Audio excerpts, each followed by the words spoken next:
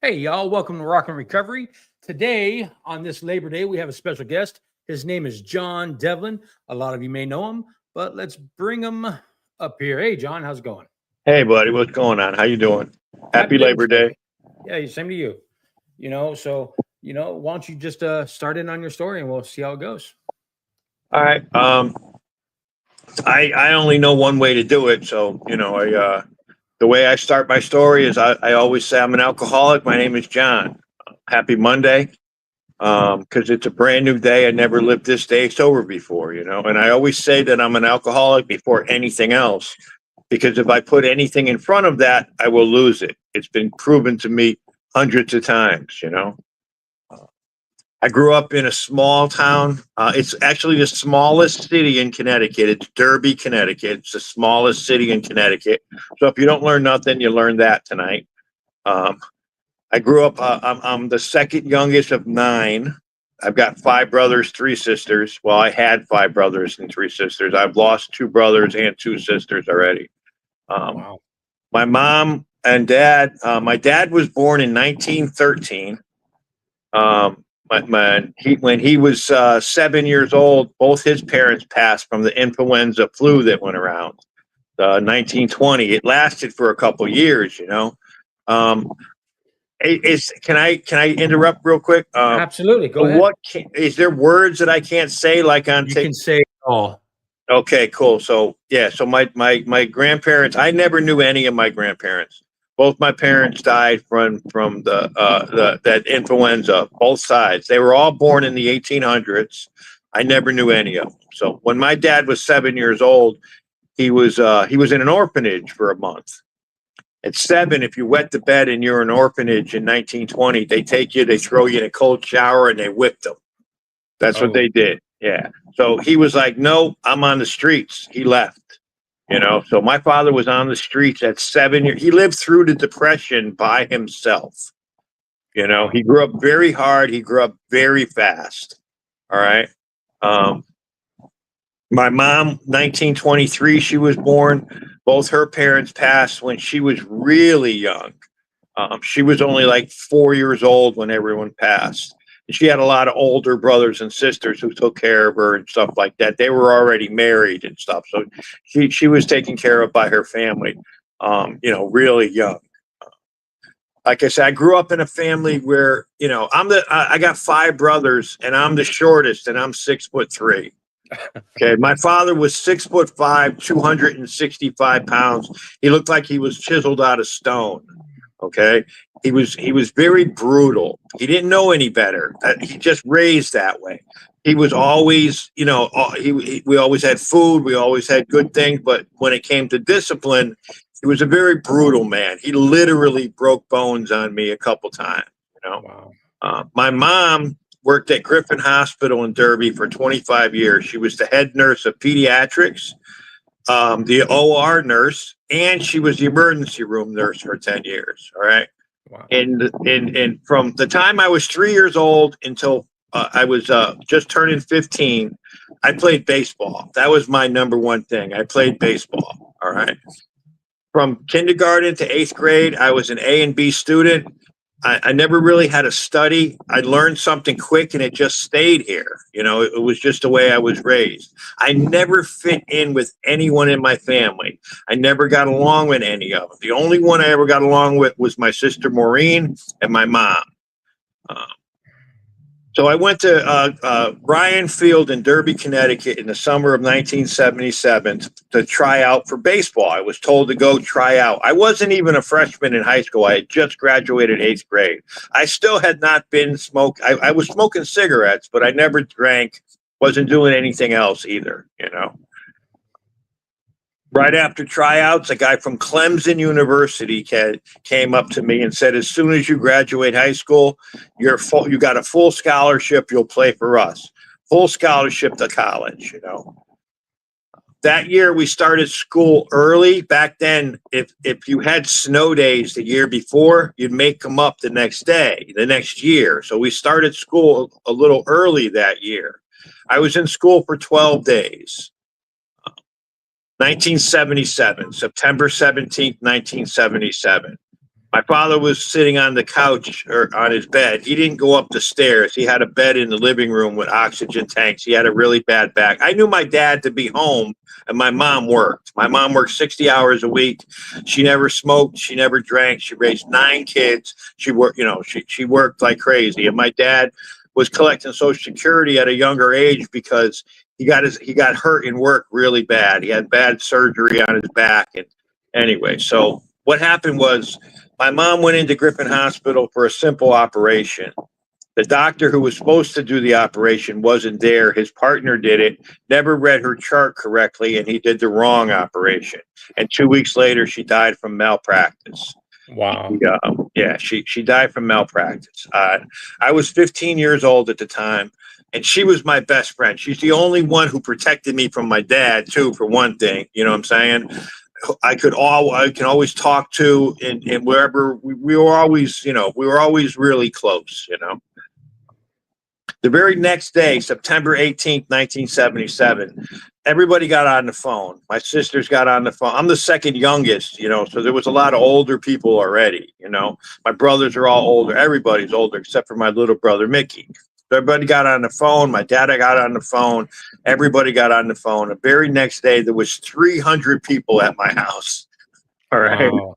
300 people came to my house. The funeral procession was 4.5 miles long. That's how many people were in her funeral procession. Wow. But the very next day, everybody showed up just for support. All my cousins came down, all the people that she worked with at the hospital, the whole neighborhood showed up. They all knew, And I didn't want to be here no more. That's the way I was thinking at that time. My best friend was gone. My dad is brutal. And I always saw my dad drinking a fifth of Seagrams every night, just about, right? And I tasted it once. And smelled it, and I didn't like it at all. But I saw my initials on a bottle, JD, a fifth. I grabbed it and I walked out into the woods behind my house, and I killed the whole thing in less than a half hour by myself. Wow. I ended up in an alcoholic coma for 3 days. If my brother didn't come out and find me, I wouldn't be here right now. I was out. They had to pump my stomach and all that other stuff, right? But I remember just before I passed out, I feel okay right now. You know what I mean? I didn't feel nothing. And that's what I was chasing forever and ever. I never drank. I drank for effect, period, to not feel. That's what I always drank for, and I used everything else too. I did a lot of other stuff. I ate a lot of things that said 714 on it, and a lot of things that said 888 on it. And psilocybin. I was eating 6 grams of mushrooms a day, every day. All right. Wow. So from 1977 to 1981. I got kicked out of high school. My father wouldn't let me quit, so I taped 4 M1000s together, which is a true stick of dynamite, because an M1000 is a quarter stick, a true quarter stick. And I taped 4 of them together, and I hooked them up in the bathrooms, in all 3 bathrooms in the high school, with a cigarette, and they all went off at 8:10. I timed it perfectly. I tested this like 3 times, and I knew exactly how long the cigarette had to be and where it would set up. And I set it behind each toilet. There was water everywhere, man. There was water everywhere. The cop who showed up to arrest me was best friends with my brother. He put me in the back of the car, turned around and said, "John, just don't go back." And he drove me home, and that was it. Wow. Yeah. So I never went back to school. I had to start working, but I never stopped drinking. And I was smoking every single day and eating mushrooms and everything else. I didn't breathe the sober breath from the very first time until 1981, right after Christmas of 1981. I left my house on a Friday, and when I woke up, I was in Whaley Avenue, the county jail in New Haven. To this day, I can't tell you what happened that weekend. I don't remember. And I remember walking out my front door, and when I woke up, it was a Sunday morning, and I woke up in Whaley Avenue. To this day, I can't tell you anything about it. I know I got charged with 4 Class A felonies, 2 robbery ones, 2 assault ones. I know my brother's 9mm was missing. That's all I can tell you. All right. And the other thing I got to say about that time, I had two emotions. I was high and drunk as I possibly can be, And or I angry. was in a state of rage. Angry. Yep. There was no Absolutely. there was no in between. I was always in a state of rage. I just constantly anger. I didn't know how to deal with it. I didn't feel it. I didn't want to feel it. So I kept sober. I just kept using. So I got sentenced to 10 years. 1982, right around February, March of 1982, I got sentenced to 10 years. I'm 19 years old. And it's that time in Connecticut, Summers was the maximum security penitentiary in Connecticut. If you got 10 years or more, that's where you're going. There was no other places. They weren't built yet, you know. So they put you in quarantine for 2 weeks. Okay. And then they put you in population. And where they put me was D block. And if you ever saw Shawshank, it's 3 tiers. And there's 50 cells on each tier. Okay. When you walk in, there's a big wall with a door right here. And then it's all cells all the ways around. Right. Wow. And it's 50 cells on each tier. And some have 2 bunks, some have 1. I had 1. I was in 25B, which is in the second floor, back right corner. Okay. It's a Thursday morning. They open the door at 6:00. You walk out, right? They take count.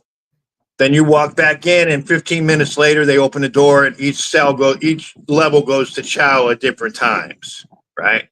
So that morning, I walk out, my very first day, right, in population. I got brought in that night, and they put me in, and that morning, they opened the door. And I walked over to the railing, and I look, there's guys above me, and there's guys below me. And I saw one of the inmates walk over to one of the COs, and he handed it something, and he pointed to my cell. And the next morning, my door popped at 4:30, and it wasn't for breakfast. I was 19 years old. That happened for, a while. After a while, you learn a few things, I'm in chow line, and the guy who started the whole thing came up from behind me, and I learned how to make something. And before I knew it, his ear was laying over here, and he's laying over here. Okay. Yeah. Then a lifer who I never met, I don't know his name to this day. Okay. He grabbed me. This dude was like, this man was huge. Okay. I don't know his name. I don't know anything about him to this day. I tried to find him. Okay. I really did, but I didn't know what to do, but he grabbed me. He grabbed the shank. He threw me this way. And just as the CO came around the corner, he said, I did it. What are they going to do to him? If I had got caught for that, I would have got another 10 years. Yeah. You know what I'm saying? I would have got another 10 years. The very next day, I got shifted to Enfield, which is the medium security. I did 9 months at Summers, and then I got shifted to medium. That's where I did most of my bid. I did 5 years there. I helped build what they call Carl Robinson, which is another prison down below the hill in Connecticut, in Enfield. I helped build that. There was chicken coops when I got there. We'd go down every morning in the truck, and we'd start helping the guys set the whole thing up, So I ended up doing 7.5 years on a 10-year bid. For 6 in those half of those years, I was coming out of my cell, going to a meeting, having a cup of coffee, and then going back to my cell. I never opened the big book. I never did any work on me. I never did any steps. I never had a sponsor. I just left my cell to have a coffee and go to a meeting. That's it. I never said nothing. Yeah, 6.5 years I did that. I got out in 88. I went in away in 81. I got out in 88. I got sent to a place called Connecticut Renaissance. It's a halfway house. And I was there for 90 days. And while I was there, we went to this place called Hamilton Park. It's right up the street. And I saw this girl named Charmaine. She got out of her car, and I fell instantly into lust, I walked over, said hello. Next thing you knew, when I left, I moved in with her. She lived over the top of a bar.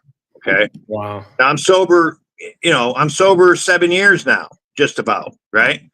And for some reason, I can't tell you why. This is the only way I can describe this.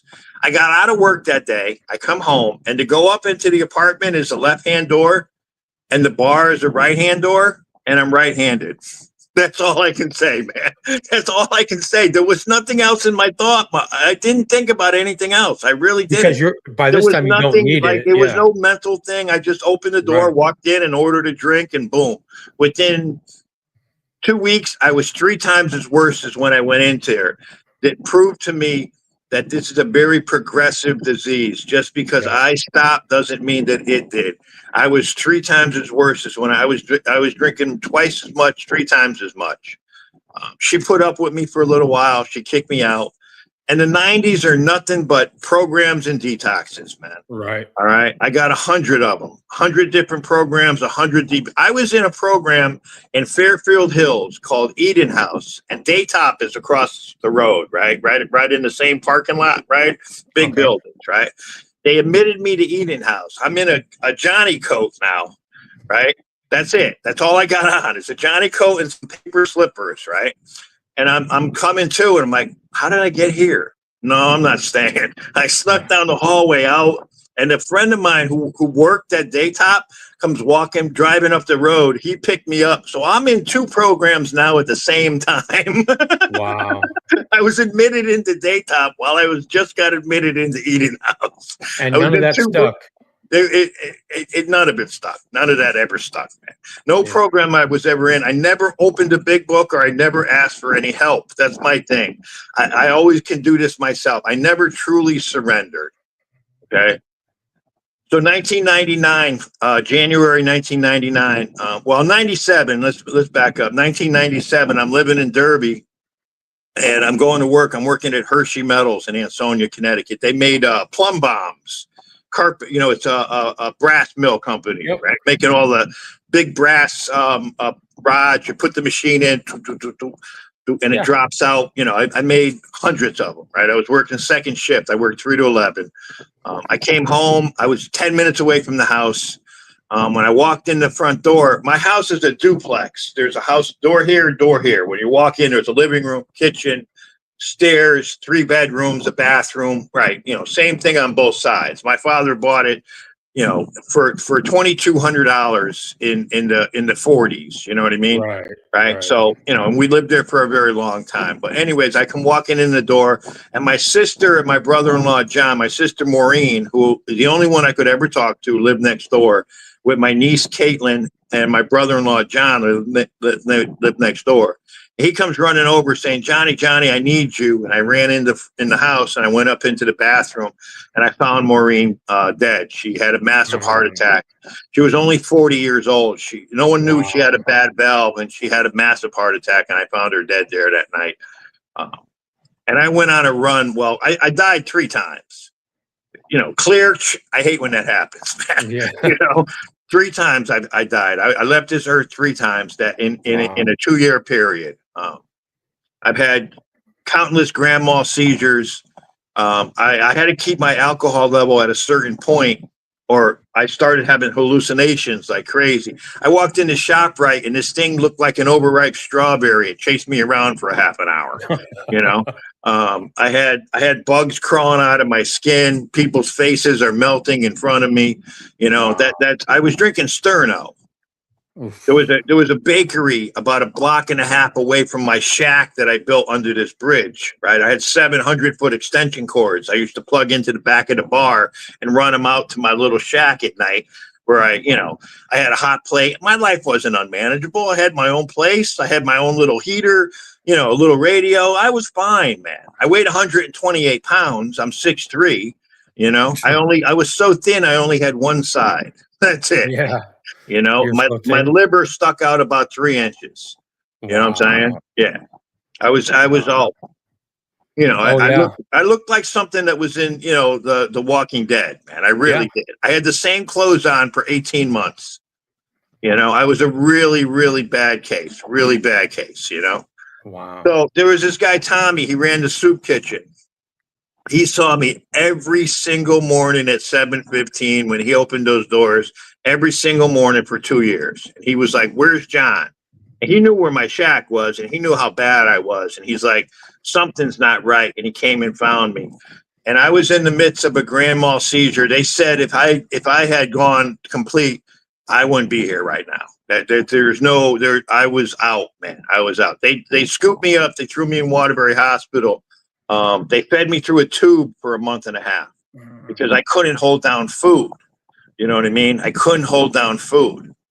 I put on weight quick. You know, as soon as you stop drinking, you put on I've never been big. You know what I mean? Right. I've always weighed, between 180, 190. I'm 6'3". I'm thin. I always have been, But they kept me there for a month and a half. And then I made a decision to do the best thing. I went to a program. I went to another program. And my last one, and after that last program, I made the best decision I've ever made. Every time I got out of a program or a detox, I went back home, right back to what I knew. You know what I mean? This time I went away to a place called Niantic, Connecticut. It's on the other end of the state. I went up there and I got into a 3-quarter house. I got a job, right? But I'm still not opening the big book. I'm still not asking for no help. I'm not doing any steps. Don't drink, go to meetings. And to me, that's killing people as far as I'm concerned. That's my own opinion. If you want the opinion of AA, read the big book. That's what I always say, you know? So after 2 years, I'd met a girl after a year, fell instantly into lust again, moved in with her. I was with her for about a year, right? And she said, "You got to go." And I get that anger again, that rage that I'd never dealt with before. I went right to the bar again, right to New London, Connecticut. Right after 2 years of not drinking, I walked in. I lasted 4 hours because I don't have a liver left. You know what I mean? I don't. I lasted 4 hours. I passed out in the middle of New London. And I came to on September 27th. This is when this happened. August 27th of 2001. I got put into L&M Hospital in New London. And then September 1st, they kept me for about 3 days because even after 2 years of not drinking, a little bit of alcohol can mess you up when you don't have a liver, man. Absolutely. You turn yellow. You get jaundice. Jaundice. You know what I'm saying? Yeah. It's bad, Yeah. But September 1st, 2001, which is 24 years ago today, I walked into a meeting in Flanders, Connecticut. It's on a Wednesday night. It's as Bill sees it meeting. And there's this man, Pete, that I'd seen around the rooms for like 2 years. I really liked what he always had to say. He was always friendly, and I walked up to Pete that night and I said, "Pete, are you sponsoring anybody?" And he said, "Are you asking me to be your sponsor?" And I said, "Yes." And he said, "It's about fucking time. Here's my number. Call me tomorrow. And I want you to do me a favor tonight. I want you to say thank you because you made it through the day without getting drunk or without drinking or getting high." So when I got home that night, I just said thank you. I didn't know what I was talking to. I had no idea, The next day I called Pete. And everything changed after that, man. It was the very first. See, that's the day. All right. So now we get into the steps. We admitted we are powerless over alcohol, that our lives have become unmanageable. Okay. There are 2 words in that sentence that really mean the most to me. First one is we, because I get drunk, we stay sober. The other one is admitted. Admitting I was an alcoholic was really simple for me. I could walk into my favorite bar and admit that I was an alcoholic. You know why? Right. Because somebody might buy me a drink. Seriously, man. Right. I understand that what happened, what I think and what Pete and me talked about was what the book says is I had to fully concede to my innermost self that I'm an alcoholic. The delusion that I'm like other people have to be smashed. So that day, I finally surrendered. I truly admitted that I can't do this and accepted the fact that I can't do this by myself. Because this last one, the last hospitalization, it was nothing special. I've had worse. You know what I mean? So, but that day, I just truly surrendered and I asked for help. And everything after that changed, man.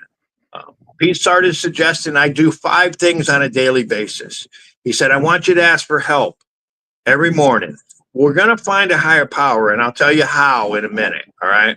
I want you to read a little book, something to get your mind right, something to meditate to in the morning. There's the 24-hour book. There's the daily reflections. There's that. I read this, It's called the Eye Opener. It's just like my sponsor. It tells me, shut up, sit down, and listen, because that's what I needed to hear, you know? Okay. Pete never told me to do 90 and 90. He never said nothing like that. He said, you're going to a meeting on days that you drank. That means all So of you them. figured how many times, how many meetings I go to, you know? Yeah. That's how many meetings I go to. All right. He wants you to call him every day, 10 o'clock. I called him every day at 10 o'clock. If I called at 10:01, he wouldn't answer the fucking phone. Wow. Well, anyways, and then at night, he wants you to say thank you because you made it through the day without drinking. So I got 90 days now, right? On the streets with a job, with an apartment, and me and Pete are reading the book together every Tuesday night. And I'm starting to deal with these feelings that I've had all these years. I've never felt this before, man. I've never felt this way before, right? But I wasn't believing in anything greater than me. Came to believe that a power greater than me can restore me to sanity. And what's the insanity? That's the easy part. Insanity is doing that same thing over and over and expecting a different result, right? So now I'm doing something different, right? But I wasn't believing in anything greater than me. And I have 90 days in a row sober, and I'm feeling these feelings that I've never felt for a decade.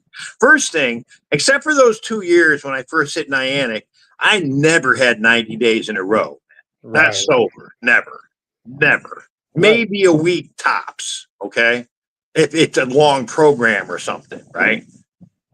So I said, Pete, how do you know God is keeping you sober? I looked him right in the eye and I said, how do you know God is keeping you sober? And he said, it's simple. I've never asked anybody else. That's the day I came to believe, man. I still get chills when I think about it. You know, it's that simple. I'd never asked anybody before, and I came to believe in something greater than me. And I had already made that decision to turn my will and my life over to the care of God as I understand her, you know. And for me, it's a her. Today it is. Back then, it was a group of drunks who gives me good, orderly direction. Right. God, that's what it was back then, right? When I did my fourth step, Pete said, I need you to do me a favor and I need you to dig deep. I need you to write absolutely everything. Because if you do that, you never have to do another one, man. You never have to truly do another deep dive into that fourth step if you do it the way it says it in the book, with the resentments, the sex, all that stuff, you know? And I did it just the way he told me to in the book, and I wrote absolutely everything. You just heard me talk about what happened at the prison. I never said that. I never told anybody that before. And I told Pete that first time, and now it's part of my story because it happened. And I share it because it might help somebody else to get rid of that stuff, because my secrets will keep me drunk, man. Absolutely. You know, my secrets will keep me drunk. So I wrote absolutely everything. Me and Pete went to what they call the hole in the wall in Niantic, the cool beach, man. You got to go underneath this train track and out. Beautiful place, man, right? In Niantic, Connecticut. We lit a little fire. I told him everything on the porch step. He said, is there anything else? And I said, no, Pete, I made sure of it. And he said, good. And he threw the thing in the fire. And he said, you never have to do another one. Now go home and start praying about it. In the 12 and 12, the 12 traditions and 12 steps of Alcoholics Anonymous, the first line in the sixth step, it says, this is the step that separates the men from the boys. Because if I can't get rid of these character defects, nothing is ever going to change, man. And the only way to do that is to humbly ask him to remove my shortcomings. And I do that every day, you know, and I say thank you about it every night. 8 and 9, you know, made a list of persons I had harmed and became willing to make amends to them all. And then make direct amends to such people wherever possible, except when to do so would injure them or others. You don't want to tell your best friend that you slept with his wife because you're going to ruin a marriage. You know what I mean? Right. You don't need to do stuff like that. Right. But for me, the last 5 years of my drinking, I would have to make amends to every single person I came in contact with, man. Yeah. You know, I was really bad, dude. You know, I'd steal your wallet, didn't help you look for it. You know what I mean? I was bad, man. So Yep. the best amends I could make to absolutely anybody is not to drink today and try to improve on, doing the next right thing. And that's all there is to it, It's that living amends that we have to live daily that, Exactly. And for me, a because lot of my amends were, my mom and dad are gone. My sister right. is gone. I can't make amends. You know what I mean? You can only do so much, So I make a living amends. I truly am not the same guy anymore, man. I can't be. Absolutely. I can't be, man. And continue to take personal inventory. When I'm wrong, I promptly admitted it. I had What a is that, job. like a I was step working, 10? huh? Is that a step 10? Yeah, step 10. Continue to take personal inventory. When I'm wrong, I promptly admitted it. I had a job at this factory a while back. It was a 200,000 square foot building. It was basically 4 Walmarts stacked on top of one another. And I worked maintenance for the whole place, right? There was this lady, Patty. 80 years old. She worked the bookkeeping. She'd been working there for 65 years. Okay. Really cool, nice little lady, right? I'm rolling this wall and she walked in and I snapped at her like, what? That fucked with me all night, man. Oh, All yeah. night. I was waiting for her in the morning to get there To just say, so I'm I can say sorry. thank Yeah. you because my Yeah. thinking is changing. That's what the Right. steps are designed to do, to change my thinking. Because it never was about the booze or the drugs, man. Right. That was all a masquerade. I My think, problem is the way I think. It always has been, you know? and I think touching on that, I think our addiction is a side effect of what we've gone through. Yes. It's not the overwhelming thing. It's a side effect. It really is a side effect of what we have faced and didn't want to face. It's a side Yeah. effect. Absolutely, absolutely. So I continue to take that inventory, and when I'm wrong, I let it go. I'm married, so I'm wrong a lot. Trust me, I know that. Anyways, but in 2004, I was at a meeting. I was asked to come down to Niantic, from Niantic into New Haven, and that's where I met Michelle, and I've been with her ever since. It's 21 years we spent this year together. Uh, So the I know simple. you. Go Go ahead. ahead. Nope, you first. The simple way I can say what I feel about Michelle is she makes me want to be a better man. That's how simple it is, man. You know what I mean? That's all there is to it. She introduced me to a whole family that I never knew that was even capable of having. I've got a daughter who calls me pop, dad. All that fun stuff. All that. I get grandkids who call me just to say hi. I love you, Papa. You know what I mean? I'm Papa John, man. It's an Absolutely. amazing thing. So, and then sought through prayer and meditation to improve my conscious contact with God as we understand Him, praying only for knowledge of His will for us and the power to carry that out. I went to a meeting today and it was all about the 11th step. And a lot of people were Wow. talking about all the prayer they do. I actually don't do a lot of prayer, but I do a lot of meditation. Okay. What I I understand do is that. I'll lay right here. I don't have to, I turn everything off. Right. I sit on my bed and I think of white paper, just a sheet of white paper. That's it. No lines on it, just a blank sheet of paper. And I go over my day and that's it. That's all I do. I meditate on that. I think I clear my head and I do my 10th step at the same time if I need to apologize to anybody the next day. I keep it very Absolutely. simple. I can complicate getting coffee and I drink it black. Okay. I really can. So I got to keep it very, very simple. And then step 12, the best way I was told for me to give back, I do coffee on Saturday morning sometimes.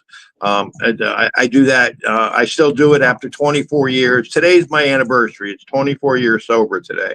And I still do coffee. I'm a greeter sometimes, all that stuff. But the best way I was told for me to get back is for me to do this, is to tell my story, because it is what it Right. is. I mean, I went through hell to get here. I don't pray because I'm afraid to go to hell. I pray because I've already been there. That's the Correct. difference between religion and spirituality for me. Absolutely. So, and then I lost Pete in 2022. It'll be February 19th. I lost Pete. I do have another guy. I call him once in a while. It's never going to be the same. It'll never be the same, man. Pete is the guy who saved my life. You know, So he you've got really, 24 years this Labor Day, 24 years today. today, I have 24 years today, Go ahead and tell me how many days that is. 8,766. Holy shit. That's a lot of days 8,766 days today. It's 24 of years. continuous sobriety, Yes. Yes. That's Yes. amazing. Yeah. 24 years today after not having a day, you know what I mean? Yeah. But that's all because I asked for help. I truly surrendered and I found a power greater than me. And I did that by doing those steps as they're written in the book with Pete. I didn't read it by myself. I didn't go to a meeting to read it. Me and Pete sat down every Tuesday night and we read it together. All right. That's how I got sober, because that's how Pete got sober. And that's how Lou, Pete's sponsor, got sober. And that's how George got sober with Pete. That's my grand sponsor. I can trace my sponsorship back to the very first 100 people who wrote the big book. Wow, that's Yeah. crazy. The original guys who came out of my original guy, his name was George. He came out of Akron, Ohio. Akron, Ohio. Yeah. Yeah. He was one of the original 100 members. Wow. You know, he helped write the big book. You know, that's saying something right there. Yeah. That's a lot of, that's just, we're just a bunch of bozos on the bus, man. That's all it is. I'm just a bozo on the bus. So Jay. I've got to say, I know you touched on your rock bottom. What made you decide you wanted to change? See, that's the thing. I was talking to a buddy of mine, Jules. He said on the 7th he'll have 39 years. Good dude, man, really good. We get along really great. We have a lot of tastes in music, the same. We have that same dad joke mentality too. Yeah. Okay, we get along. We can't sit next to each other in a meeting. You know what I mean? You know what I'm saying? Right? And we were talking about that. And you know what? It wasn't like nothing like I got out of the hospital. You know how many times I got out of the hospital from drinking, man? There was nothing special. It wasn't a special thing. You know, I don't know what I just said, I need help. Enough. Yeah, it was enough. I don't call it my sobriety date. I call it my expiration date. That's what I call it. It's when everything ran out. I couldn't do it no more, man. Right. It's my expiration date. I had to truly surrender. And for me, it was asking for that help. You know what I mean? That's the key. How do you decide who and what your higher power was? Mine, as everybody will know that Jesus Christ is my savior. He's my higher power. Yeah. You know, so I'll put a name to it. So, but what made you decide? What made you believe in your higher power? What made that? Well, doing the step work and feeling all those feelings and stuff. And see, for me, spirituality is a feeling. And the best feelings I get is sitting in the woods somewhere with a fishing pole. You know what I mean? By a river or in a lake, outdoors, great outdoors. Right. God, that's you know what I mean? Great outdoors. I've never thought of it that way. Great outdoors. That's my higher power. Yeah. I just need to look out a window and see a tree and know that thing's going to be there a lot longer than I ever will be. And it's a lot greater than I am. I do the same thing with the ocean. It's humbling. It's accepting, and it's all about acceptance. There's a book on page 4, the old book it's 449. On the new book it's page 417. Here, let me real quick. See, while you're doing, I got it right here. My higher, I look at the power of the ocean and the power of the waves, and when I feel that, because who can harness that? Nobody. It is uncontrollable. It's chaos. The ocean. There is nothing man-made that Mother Nature can't take away. That's okay. Very true. Very there true. Is nothing man-made that Mother Nature can't take away in one form. It might take some time, but it will happen. Nothing's more powerful than that. I was raised Irish Catholic. Okay. If you don't know what that means, it means twice as much guilt. Okay. It means twice as much guilt. Yeah, I'm Yeah. Irish Catholic, you know. I didn't believe in that. I didn't like that punishing, you know, I didn't like that thing, man. All right. So Pete said, you know, where's the most comfortable you've ever felt? And I said, sitting in the reservoir by my house with a fishing pole, looking around, seeing all this beautiful stuff. What's wrong with Mother Nature? And that's how it develops, you know. It was all talking with Pete that brought all this stuff on. It wasn't so much the act. It was the actions I had after we did all this work. You know what I mean? It's hard to explain the way I developed this feeling. You know what I mean? Right. It's all about a feeling. That's what the whole And thing is you know about. what? You know? I believe that anybody in a long-term recovery will start to feel that feeling and recognize it for what it is. It's just it's just inner peace again. You start getting Yeah, peace. yeah, You're able to do something different than what you normally would do. And you can call it whatever you want, but it is a spiritual awakening. It yeah. really is. Yeah, I mean, spiritual awakening as a result of his step, and it's the principles of the program too, man. You know, the principles. It's the honesty. You know, it's being that cash register honest. You know, Yeah. it's acceptance, and this is the line. It says, "And acceptance is the answer to all my problems today. When I am disturbed, it is because I find some person, place, thing, or situation, some fact of my life unacceptable to me." And I can Right. find no serenity until I accept that person, place, or thing as being exactly the way it is supposed to be at this moment. You know, Wow. that's simple. That's the book, man. That's, you know, that's in the stories. That's in the acceptance was the answer is the name of the story. You know, but the first 164 pages, it's a textbook, man. It Yeah. teaches you how to get sober. With So okay, now, like I said before, this is my opinion. If you yeah. want the opinion of AA, read the big book. You know, Right. every single program out there, I don't care which one it is, every single one all stem from those 12 steps, man. Okay, I got a Okay. question for you, John. I had a lady on here, Hillary Powers was her name. She's got 30 years. And she told me how many steps were originally. Six from 6. the Yeah. Oxford groups. Yeah. Yeah, And it came from they the just, Oxford groups. Yeah, yeah. Bill said that's too complicated. We have to make it Yes. easier. You got to dumb it down, Yeah, we basically. got to dumb it down. We're talking Yeah. about a bunch of drunks here. Yeah. Okay. Yeah. Seriously, you know? Yeah. Yeah. Oh, The I know. original group, the original came from the Oxford. There was six of them. But they, you know, Dr. Bob, after Bill made that phone call, right? In the accurate at the hotel, and he called Dr. Bob, they sat down, and Lois helped out too. And then the original guy, it's a third story in the first edition. All right. It's my favorite story. It's the lowest bottom drunk in all of AA. Okay. The only thing that he could contribute to this, right, from writing the book was as we understand him. That's the Wow. only thing he could contribute. Wow. And that's the most important thing for me because Yeah. if I had to believe in the thing I was raised, I wouldn't be here, man. No. You know what I'm See, saying? I was raised Roman Catholic and Southern Baptist. You want to talk about hating yourself, Yeah, exactly. Yeah. you You know? couldn't do anything, man, you know? No, you Yeah. can't. But yeah, And so you know that his name his name always I just talked to Jules about it today.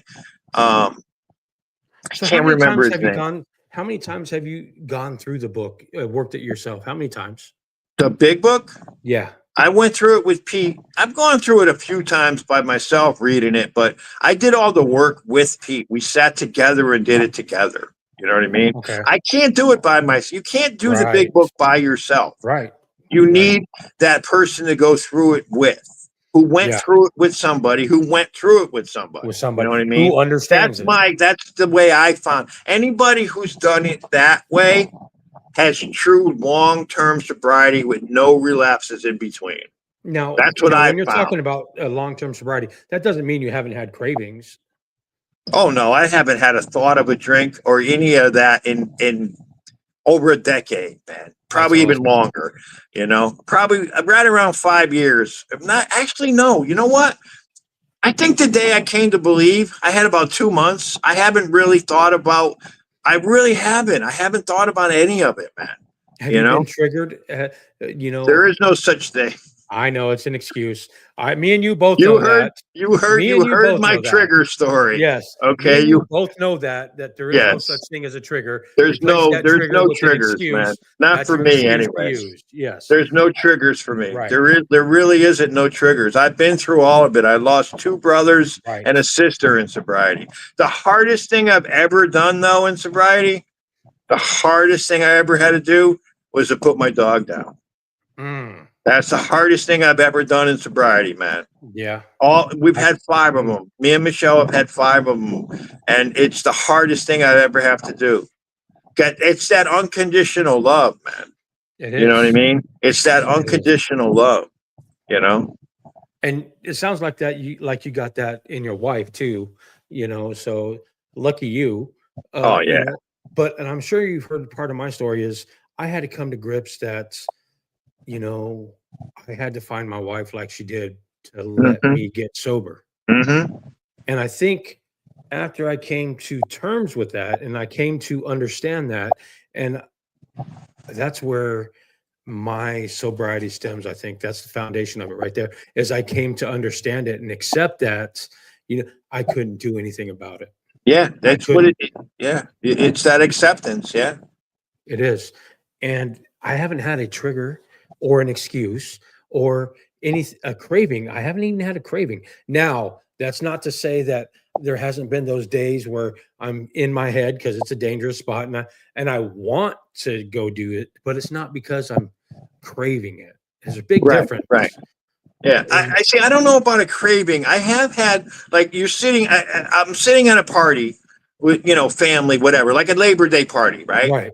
And then somebody grabs a beer, and the first thought in my head is like, oh shit, that's trouble. You know what I Yeah. mean? It's not like, oh, that would taste good. That's my thought process now is that's trouble. I Right. see a skull and crossbones. Right. That's what I see now. You know what I mean? That's just the way it is, man. I don't think about it as a good thing anymore. I really haven't for a very, very, very long time. But my problem is, like I said, my thinking. I do have a quick to anger still. All you got Yes. to do is get in my truck. You'll find out. Okay, you drive with me, and you'll find No, out no, just how no. unsober I can be. Okay. You're up of the northeastern part of the country. Yes. I will not step in a foot in anybody's car that is from the northeast. Yes. No, You no. drive on 95. You I do drive drive on from 95, just the south part of 95. yeah. You go through Connecticut on 95. You'll learn that there's not a person in this state knows how to drive. Man. Okay, Except I for swear to you. God. Michelle You just know, said, just like you. yeah. I That's love you funny too, because baby. it's so true because it's just another one of those things, and our anger, you know, we still work through and we can control most days, and here's the greatest thing is we get to choose who we unleash our anger on anymore. Yeah, It's yeah, it's not everybody, it's probably nobody. Yes, we can be stern, we can be firm, we can be uh you know really upfront with people and honest with people, and sometimes they take that as anger yeah. you Yeah, know there's a couple of things that I don't know if it's just because I'm a boomer or whatever, my generation. I can't stand for disrespect. no. You know what I mean? That gets me quick to anger. Yeah. Anyone hurting a woman in any form whatsoever, that Right. gets me quick to anger. You know, um, Absolutely. stupidity gets me, quick to anger. Now, there's a difference between being stupidity and ignorance. And Yes, if yes. somebody just doesn't know, Right. I I have patience. understand that. Yeah, if you I just have don't know, patience. but if you're just, you can't fix stupid, man. There's no pill, there's There's no no duct shot. tape. Yeah. Stupid is for forever. You know what I mean? Right. Yeah, Right. There's you not know. enough duct tape and baling wire to fix stupid. Exactly. You Exactly. know, You know. and it's just, what would you tell somebody coming into, if you just seen somebody on the street, they're struggling, they're trying to do the right thing, and what would you tell that person? Well, the most important thing I ever did was ask for help, man. Get your ass to a meeting, stick your hand up, say, I need help. I need some phone numbers, and I don't know what to do. If they're sick, I'm not a doctor. I always suggest get into a program, get into a detox. Alcohol can kill you in a heartbeat, man. There's three of You them know what that I can. mean? There's alcohol, there's opiates, and there's benzos. Yeah. And benzos just came up in a recent, not too long ago. It started because it used to be just two opiates and alcohol. Yeah. The Alcohol withdrawals, can kill you in a yes, heartbeat, man, yes, especially when you're absolutely. drinking 190 proof, you know? Oh yeah, Yeah. I can, You know, you know, I made it a rule. If I couldn't light it on fire, why bother drinking it? yeah, You know what I yeah. mean? Wow, Yeah, that's seriously, man. Seriously. I didn't play around. wow. You know what I'm You know, saying? That was my thing. It was 151. wow. The 100 proof, there was a different it wasn't around very long. It was a Jack Daniels, but it was a different bottle. It was 100 proof. Hmm. It was 100 proof stuff. I drank that Instead of for a their very 80, long yeah, time. that's Beer nuts. was like coffee. You Wow, know what that's I'm saying? crazy. Beer was like, I drank a 30 pack in 2 hours. That was just coffee. Now, Beer didn't do anything to me, man. do you support just the 12 steps, or is there you support all forms of recovery? If Anything that's making you better? I always say this, you've heard me say this. If you I are have. happy and content and not using and drinking, I can care less how you got sober. That's Yep. all that matters. As long as Yep. you're truly happy and content and you're doing the next right thing and you're not using or drink, I can care less how you got sober, man. It Yep. really doesn't matter to me. Yeah. It doesn't matter to me. Absolutely. But for me, it's total abstinence. So There is no I, California one either I've for got a me because question I for you. never did one without the other. All right, this might start an argument real quick, but I got a question for you, John. So when you say total abstinence, does that mean all mind-altering substances? Absolutely. How about coffee and sugar and nicotine? Well, coffee never put me in prison, dude. True. Okay, True. sugar But never put me in prison. Sugar never technically, want to rob my neighbor. You know what I mean? no, I You know. 100% agree with you. I'm this is just a question because I 100% agree with you. But coffee, it's a uh, manufactured substance that's uh, brewed that it does alter your state of mind. It can't. It's not like booze, that's for sure, and it's not Okay. like grass or pot or whatever you Right. want to No. call it. No. The shit that's out there 100% today. agree. 100% To agree. It's me, got it to be. doesn't. That's not going to hurt nobody. Like Yeah. I said, it never put me in prison. It's It never also had me living under a bridge. It didn't have me having. absolutely. I've never It's had. not going to make me go steal friggin' Yeah, I've never somebody out of had. I've house and never home had for a coffee. grand mal seizure from coffee. No, You know what no. I'm saying? Maybe the lack of, Yeah, but exactly. Let's put it this way. It's better that I drink. It's better for other people that I drink coffee. right, right. I understand that. And I don't drink as much as I have a couple cups in the morning and that's it. Yeah, I drink water all day. That's all I absolutely, drink. I don't drink energy drinks. I don't drink any soda. I don't drink any juices really. I drink water, man. That's it. absolutely. I don't like that. I don't like soda. I don't like energy drinks. I don't like none of that stuff, man. I You know, drink and water.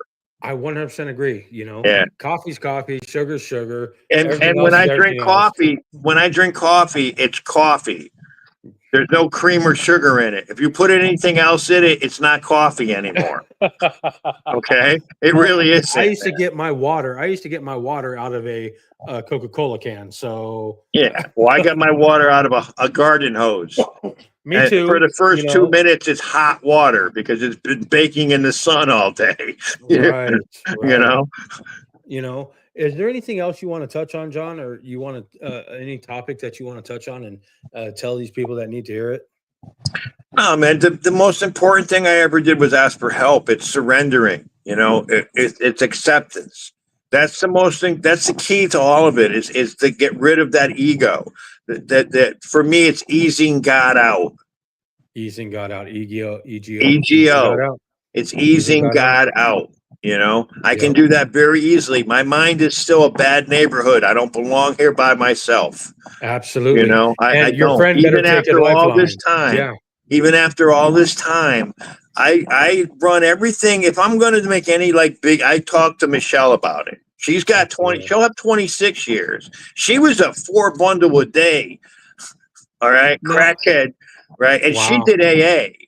She Wow. did AA. That's all. She finds that there's more answers. There, That's what she I, told me. There's more yes. answers, Right. you know, that there's And nothing. I know a lot of people who have a lot of long-term sobriety with NA, and that's what right. they did. That's fine. I But do for celebrate recovery, which is basically a 12 step, but it's God first. That's it. exactly, yeah, that's That's all it. it works. As long as, like I said, as long as you're happy and Yeah. content and you're not using and drinking, I can care less, man. Yeah. You know, it doesn't make You any know, difference. You know, how many step studies have you done, John? how many steps? Yeah. How many step studies, like step study meetings, step studies? No, I maybe one. I think really, Yeah. really early on. I did them with Pete. Okay. That's the way I was taught to do them, man, and it worked. You Yeah. know, that's the way I was taught to do them. I did it with Pete. You know, I So refer how to long them did all it the take time. you? How long did it take you to go through the book the first Well, time? because I'm very dyslexic, it took a long time for me to go through it with Pete. It took 6 months. It took 6 months to do all 12. And as soon as I got done with 12, he said, now it's your turn to give it back. You know, but I was giving back the very first week I met Pete. I go to a meeting. I met Pete on that Thursday. Our first meeting was Saturday, right? That Saturday, the guy was giving up the coffee pot. Pete said, John will do it. I had 3 coffee pots in the first week. Wow. All right. And I Wow. had one of them I kept for 5 years. It was my favorite meeting. It's at Connecticut College. Wow. Beautiful campus, man. Sunday morning beginners meeting. It was my favorite one, man. Absolutely my favorite one. I haven't been there in a long time because I moved down here, you know. Right. Yeah. So what is like everyday recovery? What did recovery give you back? What did staying sober give you back? Oh, complete life, man. I've never had it so good, dude. I've never had it so good. I've got people who actually care about where I am and how I'm doing, and call me and text me just to say hello. I love you. I got Yeah. grandkids. I got a dog. Okay, the best Christmas present I've ever got in my life, man. Okay, my daughter Leah, who means the world. She's not my daughter. It's right. It's Michelle's daughter, right? But I love her to death. She's our rock, you know. She was working at a Target, inside Target at the AT&T inside Target, selling phones and stuff, and she was working there, and her truck was gone. Right, me and Michelle were together probably about 5 years, maybe 6 years at the time, right? And her car was in the shop, so I dropped her off, and then that night I came down to pick her up to bring her home, right? And I see, and there's that circle inside, it's an AT&T booth, and she's working in it. And there's 3 kids who work for her. She was in charge of all of it, right? So I walk in, and you got those high stools, and you sit down, and this kid goes, "Can I help you, sir?" And Leah goes, "No, that's just my dad." Wow. That was the best. I still get fucking goosebumps. It gets me like, and that was 15 years ago, man. That was the best That's present still you could my have had. best Christmas Yeah. present I ever got. It was right around Christmas Absolutely. time, and she goes, "Nope, that's just my dad." That's That's amazing. You can't beat that, man. You From where can't. I You really came can't. from what I came from, you know what I mean? Come on, I got my daughter Jessica calls me Papa. She calls me, twice, 3 times a week just to say I love you. That's all. My granddaughter Anastasia, right? She's an EMT. She'll be 26 next month. She just graduated. She drives an ambulance. She's an EMT. Wow. I remember when she was 4 years old at the old place that we used to live at, right? She was 4 years old, right? We're sitting out front and an ambulance went by and she goes, "I do that." And now she's doing that. Wow. You know, That's cool. that's you can't be that's everything, man. That's life, That That's is. freaking awesome, Absolutely. man. 100%. Yeah. I've gone through hell in the last 10 years, man. I've had, well, it started with I had a fight with a table saw, right? I don't recommend that to anybody. I've got that I got severe nerve damage. I still have them though. I call it a draw because I still have them, you know. Right. But that night I found out that I've had leukemia. I've Mm, had it for quite a while. I have what they call chronic lymph node leukemia. Had a okay. couple surgeries to get the my lymph nodes swell up. All the white blood cells gather in one area, and your blood goes crazy, and you feel like you're just wiped out, man. You can't do Yeah. anything. Carrying my laundry to the basement, I need a nap for 3 hours. And I've been working since I was 14 years old. That affects you, but my higher power took care of all of it. I'm all good. That's I amazing. had shingles, which turned into spinal meningitis. Oof. Okay. And what they give you to get rid of that is like chemo almost. Right. You had to go into the hospital, and every 8 hours, you get a 1 hour IV drip. Okay. For 31 days straight. All right. And, the stuff they give you, it wipes you out. I was out of it for 2 years, man. I couldn't do anything. I just getting out of bed in the morning, I was just totally exhausted. The stuff it just wipes you out. But eventually I got back to work. But then I step off a ladder. I've been working construction since I was 13 years old. All right. Mm, And I had an accident when I was 15 or 16. My buck knife. It's a buck 110. The folded buck knife. yep. I've been carrying that on my side since I was 12 years old. Should I All think I right. got one in my drawer? I've got one. It's Yeah. right here. I got it right Yep. here. Right. It's always on my side. I've had it all my life, man. I'm walking in the reservoir by my house up about a mile in the woods, and there's this old stone foundation that we like to hang around in. I'm 15 years old, right? I'm actually, I had already started getting drunk and high, so I was probably high already, right? I'm walking through, and one of the rocks let loose, and I fell. I fell about 10 feet, but it's all grass. It's all soft. Right. You know what I mean? But the knife followed me down, Oh, and it hit the nerve that controls the muscle. A millimeter in either direction, it would have just been one little tiny, right? But it cut the nerve. So my foot hangs. I wow. can't lift my foot. So I've had a gait. My gait has been off since then. So I tore the ligaments right off the bone. I tore Wow. 3 ligaments right off. There's no surgery they said they can do. The shots didn't. I gave the shot. They didn't do nothing. Wow. They didn't do anything. So, I can't. If I'm walking, right, and all of a sudden my leg doesn't work, I hit hard and bomb. I'm out of it for Mm, 3, 4 days, man. There's nothing I can wow. do, you know. So I had to take early retirement, and plus, Michelle is not, she's not doing good either. So I've been taking care, not taking care, but I got to stay close. I help her out as much as I possibly can. She has a hard time doing a lot of stuff. Absolutely. So, it's what I signed up for 21 years ago, man. You know what I Absolutely. mean? She means everything. She's like I said, she makes me want to be a better man. That's all there is to it. So, What that's what advice, I've been through in the last 10 years, man.